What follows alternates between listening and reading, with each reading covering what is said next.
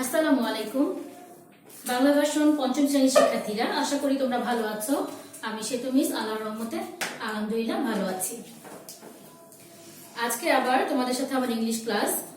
আজকে আমরা model question 19-এ চলে যাব। এর আগে আমরা কিন্তু মডেল কোশ্চেন 13-এর পার্টগুলো করেছি। আজকে আমি 19-এর যে আনসিংটা আছে সেটা নিয়ে আজকে তোমাদের সাথে আলোচনা করব। তোমরা ঝটপট তোমাদের নবদূত মডেল কোশ্চেন বইটা নিয়ে নাও এবং পেজ নাম্বার 169 ওপেন করো।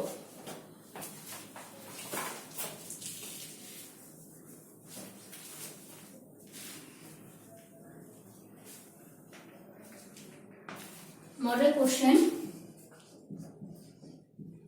19 করব আজকে আমরা। আনসিন প্যাসেজ,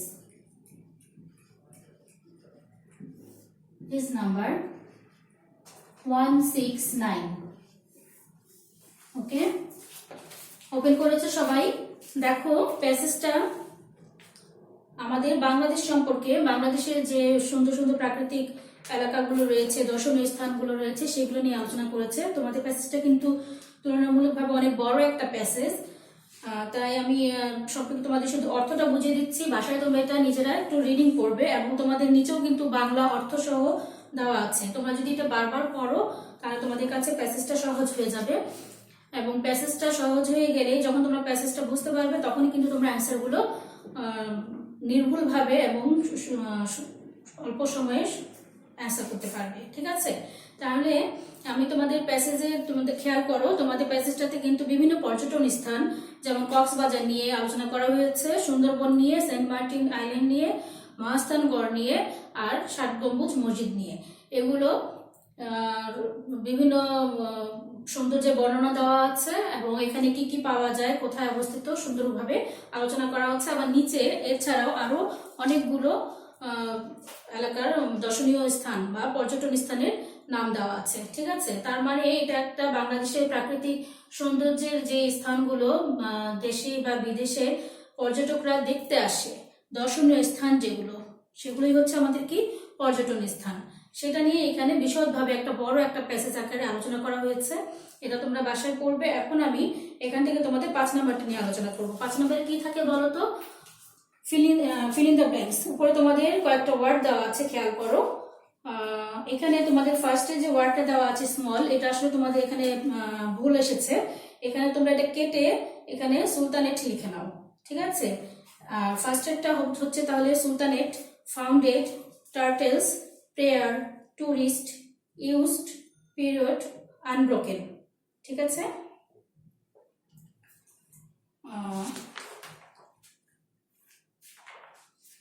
সরি, ওখানে সুলতানেট হবে না, স্মলই হবে, ওটা কাটা দরকার নেই। ওখানে তোমরা ফার্স্টেরটা হচ্ছে, আমি আবার অপশনগুলো পড়ছি কি কি দেওয়া আছে। Small, founded, turtles, prayer, tourist, used, period, unbroken. Okay, এখন চলে যাও ফিল ইন দ্য ব্ল্যাঙ্কস গুলোতে। এ নাম্বারে কি বলেছে আমি তোমাদের অ্যান্সারটা লিখে দিচ্ছি। 5 নাম্বার এফ বি।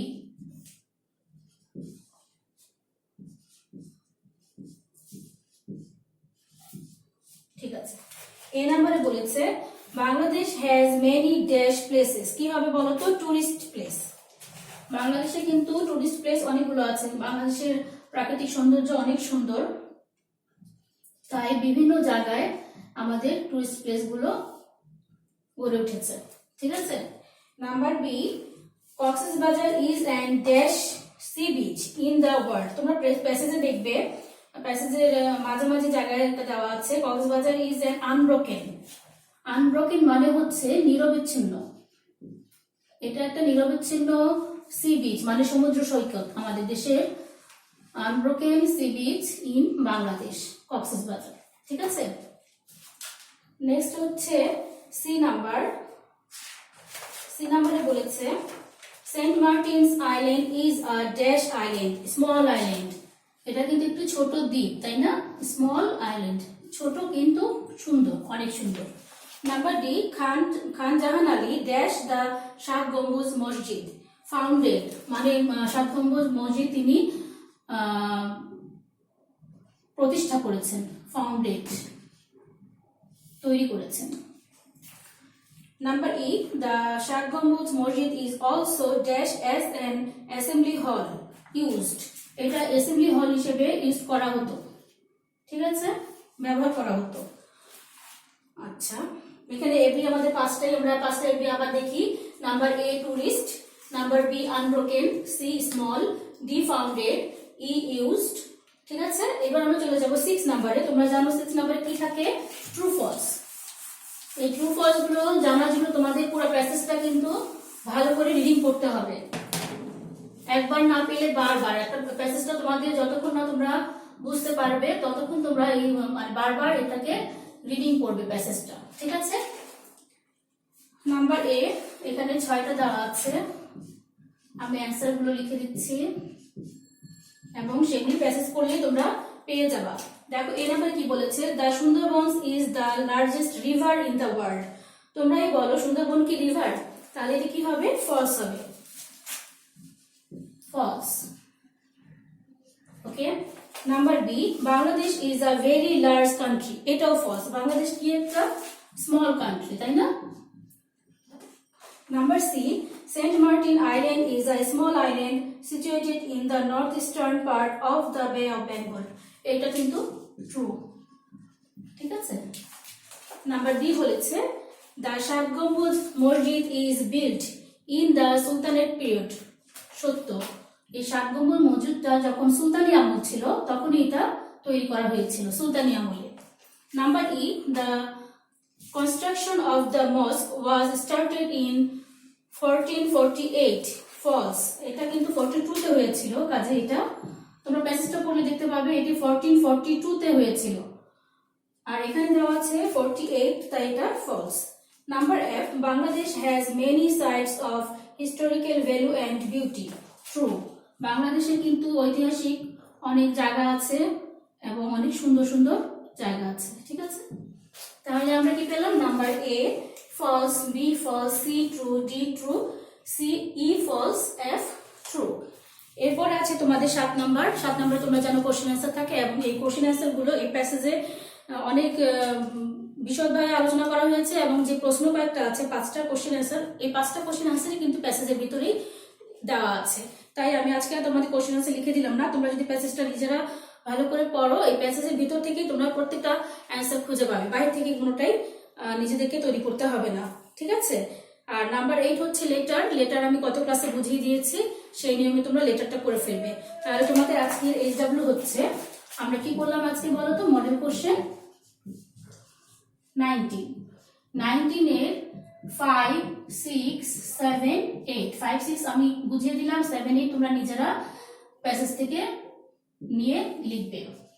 ওকে, নেক্সট ক্লাসে আমরা অন্য কোনো পার্টস মানে অন্য কোনো অংশ নিয়ে আলোচনা করব। এরপরে তোমাদের বাংলা ক্লাস হবে।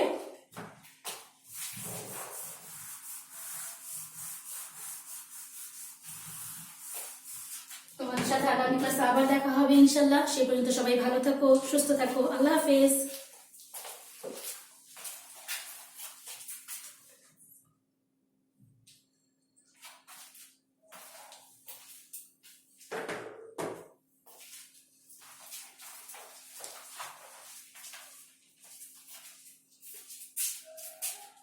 আসসালামু আলাইকুম। ক্লাস 5 এর প্রিয় শিক্ষার্থীরা, কেমন আছো তোমরা সবাই? নিশ্চয়ই সবাই ভালো আছো। আলহামদুলিল্লাহ, বেশ অনেক ভালো আছি। আমরা এখন বাংলা ক্লাস করব, তাই না? আচ্ছা,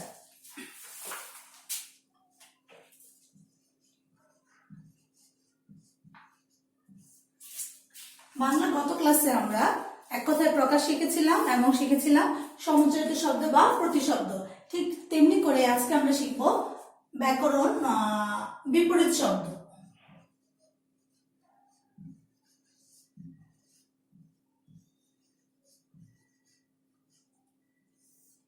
বিপরীত শব্দ আজকে আমি তোমাদের পাঠ্য বইয়ের ভেতর থেকে কিছু বিপরীত শব্দ পড়াবো। পাঠ্য বইয়ের বাইরেও তোমাদের যে তোমাদের যে ব্যাকরণ বইটি দেওয়া আছে সেই বই থেকেও তোমরা বিপরীত শব্দগুলি মুখস্থ করে ফেলবে, ঠিক আছে? কারণ বিপরীত শব্দ তোমাদের জন্য খুব ইম্পর্টেন্ট। তোমাদের প্রশ্নের মাঝে বেশিরভাগ সময় দেখা যাচ্ছে বিপরীত শব্দ দেয়া থাকে।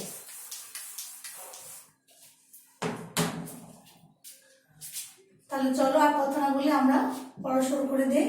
প্রথমে দেখো কি আছে, তেতো। প্রথমে আমি প্রশ্নগুলো তুলে নিচ্ছি, তোমরা আমার সাথে জটপট খাতায় তুলে নাও, এরপর আমরা উত্তরগুলি লিখে ফেলবো তার পাশে, ঠিক আছে? তেতো, স্বর, গৌণ, টাটকা,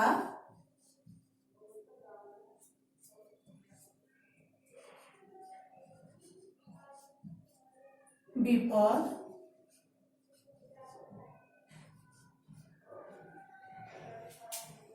আগমন,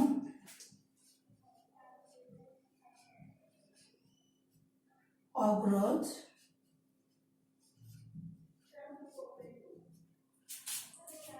পরাধীন,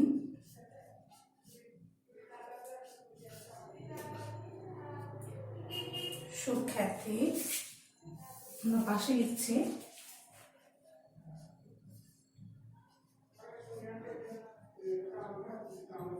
সুখ্যাতি, ভীরু,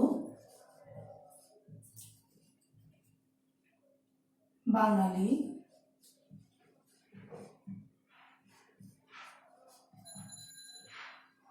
বন্ধু,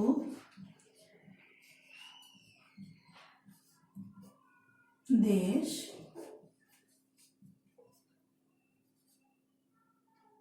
সার্থকতা, সুন্দর,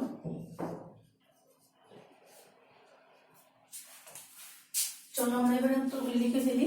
তেতো, তেতো কি হবে? মিঠা অথবা মিষ্টি। এখানে তোমরা যে অ্যান্সারটি লিখবে সেটি সঠিক, ঠিক আছে? সরব, নীরব, সরব, নীরব, গৌণ, মুখ্য, টাটকা, বাসি, বিপদ, আপদ, আগমন, গমন, অগ্রজ, অনুজ, পরাধীন, স্বাধীন,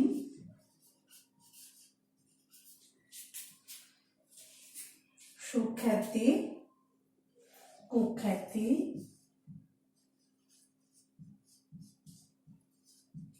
ভীরু, সাহসী, বাঙালি, অবাঙালি,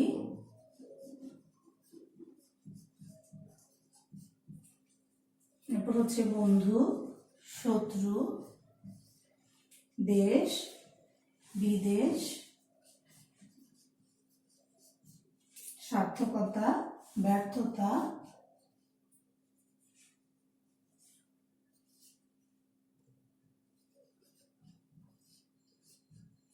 সুন্দর, কুৎসিত।